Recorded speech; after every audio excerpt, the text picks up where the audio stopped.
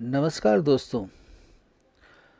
कौन आपके साथ है ये ज़रूरी नहीं है, लेकिन आप किसके शरण में हो ये चीज़ बहुत मायने रखता है।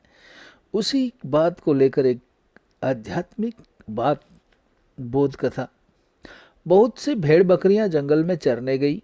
उनमें से एक बकरी चरते चरते एक लता में उलझ गई। उसको उस लता में से निकलने में बहुत देर लगी। तब तक अन्य सब भेड़ बकरियां अपने अपने घर पहुंच चुकी थी। अंधेरा भी हो रहा था। वह बकरी घूमते घूमते एक सरोवर के किनारे पहुंची। वहां किनारे की गीली जमीन पर सिंह का एक चरण चिन्ह अंकित था। वह उस चरण चिन्ह के शरण होकर उसके पास बैठ गई। रात में जंगली शियाल, भेड़िया, वाघ आदि प्राणी बकरी को खाने के लिए पास में आए, तो उस बकरी ने बता दिया कि पहले देख लेना कि मैं किसकी शरण में हूँ, तब मुझे खाना। वे चिन्ह को देखकर कहने लगे, अरे यह तो सिंह के चरण चिन्ह है, उसकी शरण है। जल्दी भागो यहाँ से, सिंह आ जाएगा तो हमको भी मार डालेगा। इस प्रकार सभी प्राणी भयभीत होकर भाग गए। अंत में जिसका चरण चिन्ह था वह सिंह स्वयं आया और बकरी से बोला, तू जंगल में अकेले कैसे बैठी है?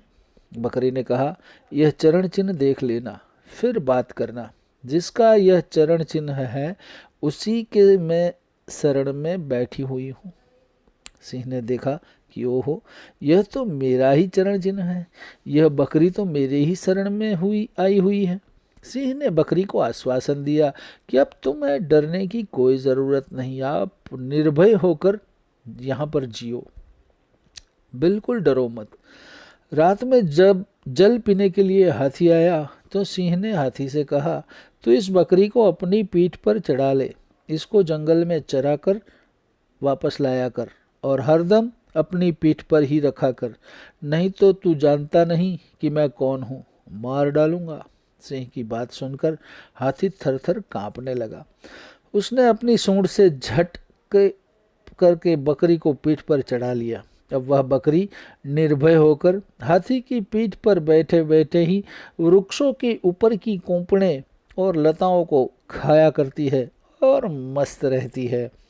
खोज पकड़ सैंठे रहो, धनी मिलेंगे आए, अजया गज मस्तक चढ़े, निर्भय कोंपल खाए।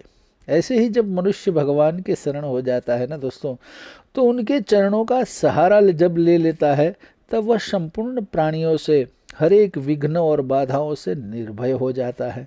उसको कोई भी भयभीत नहीं कर सकता, उसका कोई भी कुछ बिगाड़ भी नहीं सकता।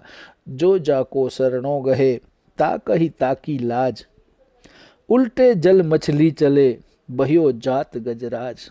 तो यही एक छोटी सी आध्यात्मिक बोध कथा मुझे अच्छी लगी, आप तक पहुंचाने का प्रयास। ऐसी कुछ छोटी मोटी कहानी लेकर फिर से आपके सामने प्रस्तुत रहूँगा। तब तक मुझे आज्ञा दीजिए। नमस्कार। ओम नमः शिवाय। हरिओम।